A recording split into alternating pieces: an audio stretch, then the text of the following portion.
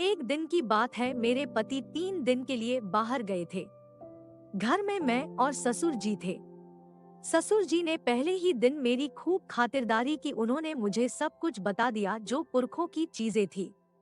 वह सब मेरे ससुर ने बताया, यानी कि अपने घर का पूरा सामान मेरे हाथों में दे दिया।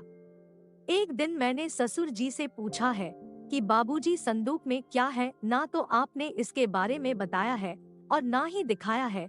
तो वह बोले, इस संदूक का माल तुम्हें तब मिलेगा जब तुम मुझे शारीरिक संतुष्टि दोगी। जब उन्होंने मुझे संदूक खोलकर दिखाया तो मैं देखकर दंग रह गई। इतना सोना तो मैंने कभी अपनी जिंदगी में नहीं देखा था। पूरे 50 तोले सोने के जेवर थे। मैं देखकर अवाक रह गई। मेरा मन तो सोने को पाने को करने लगा। वह संदूक बंद करते हुए बोले, यह सारा सोना उसे मिलेगा जो मुझे खुश करेगा। मैंने, ससुर जी यह सोना मुझे दे दो। पर फिर से मेरे ससुर ने वही बात, दूर है। तो इस पर मुझे गुस्सा आ गया और मन ही मन का कि कितना पागल इंसान है। अभी भी इस फोन में कितनी गंदी चीजें भरी हुई है।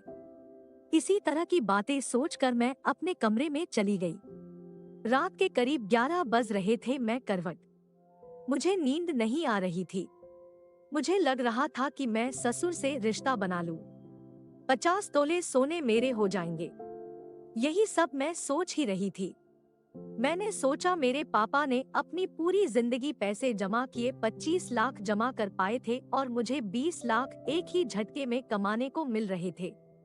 जब मुझसे रहा नहीं गया तो मैं बेड से उठी और ससुर के कमरे की तरफ चल पड़ी तो देखा ससुर गहरी नींद में सो रहे थे और उनके कमरे की लाइट कौन सी। मैं ससुर के कमरे में गई और उनके बगल में लेट गई।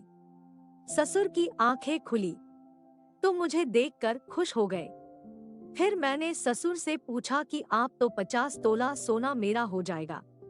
ससुर ने मुस्कुराते हुए कहा, क्यों नहीं। ससुर के साथ रात बिताने के बाद ससुर ने 50 तोला सोना मुझे दे दिया।